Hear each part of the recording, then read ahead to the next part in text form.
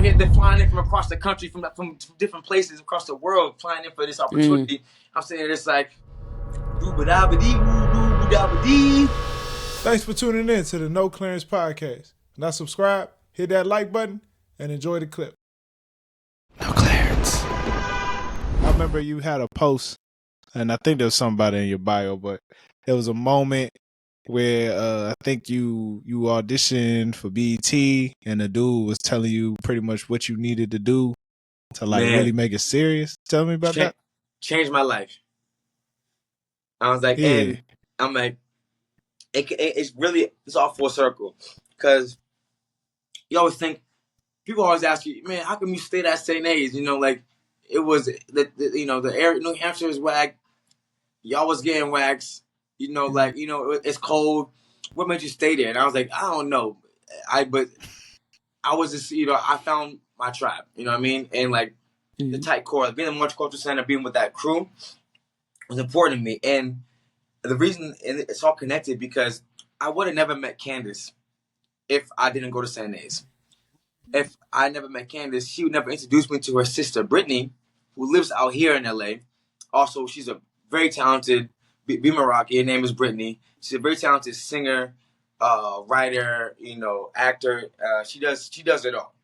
And she said, I'm out there on one of my visits, just like, passing out headshots, trying to be a model still, like doing what I know. I know the model world, not the acting world. She said, Kyrel, tomorrow I'm going to this thing called the BET Experience. You should pull up. I was like, bet, what is that? It's like you get a minute on stage with the BET people, and you could, kind of, it's like an expo. You're showing off your skill, whether you're a singer, a dancer, an actor. You have 1 minute to show, like, Robbie Reed and all these people. Like, she's the biggest casting director ever. And all these people, you're sitting there and you get to show out for them. And me, I was like, I don't know how to do, I can't sing. I'm that person that, I dance from the heart, not, it's not no, I ain't no properly trained. It's just, breathe in, breathe out. I'm out there crumping for my dreams. Go to Marcus. Go to Marcus. Yeah, I can't pull up like that. So I was like, you know what? Who do I want to frame myself after? I was like, Will Smith. So look at what Will Smith seen from this movie called Focus. And like, he's like breaking down like kind of his whole game plan. So I'm like, all right. Solid movie. Yeah, all night. So I still haven't seen it. I've been doing this monologue for so long, I haven't watched the full movie yet. I've seen scenes. I got to sit and watch it. Nah, you gotta watch. You gotta watch it. It's solid. It's good. I know it's because I've read the best scene. It's when he's breaking down like how we did everything, and I'm like watching the scene. I'm reading. I'm writing. I'm trying to memorize it, and then so I go to the BT experience. Lines wrapped around the block. It's at the convention center, which is next to the Staples Center. It's like they share like a lot. And so like the line's going around the block, down the street, underneath a bridge. It's like it's one of them things, like American Idol type. So I'm in there, super impatient, just in line, chatting it up, meeting people. Eventually we go from outside to go down in the basement. Now in the basement with a holding place, you get your number, you sit in like these rows of chairs. All right, now it's a line that goes out to the hallway, brings you upstairs. Upstairs, it's a whole theater. Now you fill in a theater, and then you go up. It's like a full-on theater. Then you go all up the theater. Then it's going to be 10 people on the side of the wall beside the theater. And 5 at a time go on stage, and then each get their minute. And then as they go, 4 other people are behind them on stage. So there's so many levels. I get to the theater. I'm halfway through the theater, about to go up there. This is like 8-10 hours in, like throughout the day. I was at 6 a.m. It's probably like 4 something in the afternoon now, like 2 something in the afternoon. We've been there all day. All right, guys, sorry. Judges are tired. It's been a long day. Please come back tomorrow. We're so sorry if you haven't been able to go up yet. Everyone's like, what? Me? I'm like, word, I get to learn. I don't know how to do a monologue. I'm trying to learn how to do this again. so I do that, and I go home. I study it again. I'm studying it. I'm like, I gotta get this down because I'm like, I do not know how to do this. I was like, but this is BET's right there. I want to be seen by somebody. So do the same thing again the next day. I finally get up, go up there. My homegirl is there with me. She's keeping me calm. Like, she's so confident in life. She's like, this is gonna be fun. I was like, man, shit, my parents. I'm like, yeah. This is. Woo. I was like, yeah, I'm so me because I'm a confident dude. I'm a extrovert. I'm outgoing. But this is like my first time playing football. I was like, I don't know what I'm doing out here. So I'll go up there, and I'm about 2 rows back. I say, fuck it.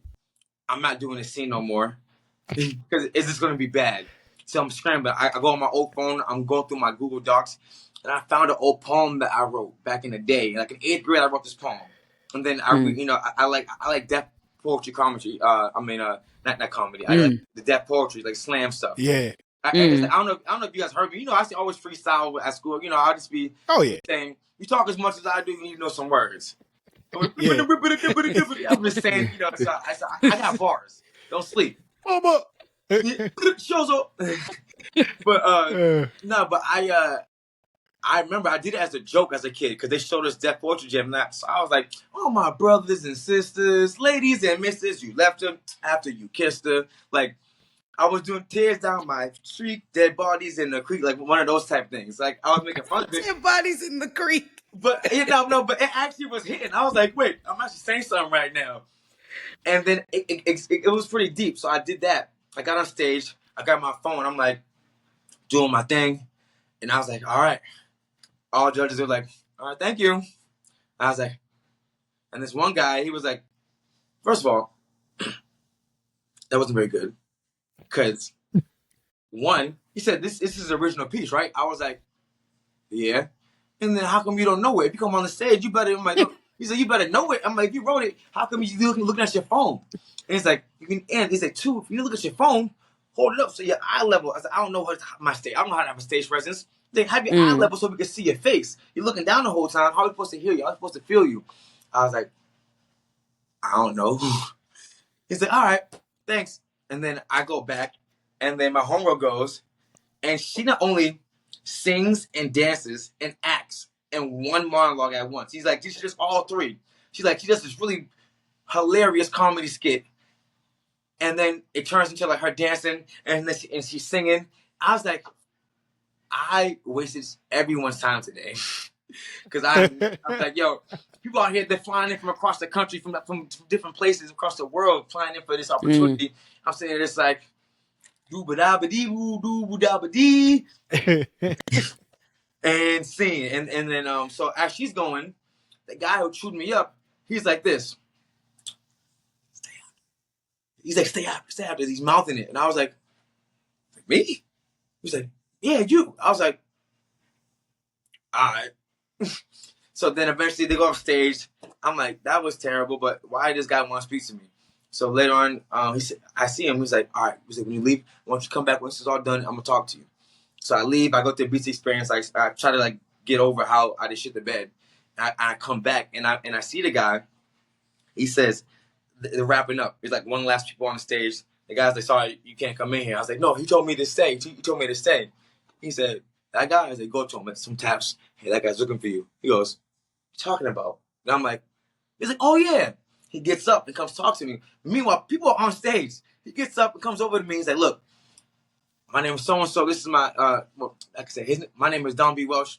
I'm a writer and a director. This is something that I do. And like, here's my email. You can reach out to me. He's like, you can Google me. He's like, if you trying to know who I am. He's like, basically to assure me I'm not on no weirdo shit. He's like, it's like, if you're serious about this, I want you to meet me here, have coffee, and we can talk about your future possibly. And then we fast forward, we do that. I meet up with him, and he's like, we have coffee. He's like, I don't know you, but you know that feeling where you meet someone, I don't know you, but I know you.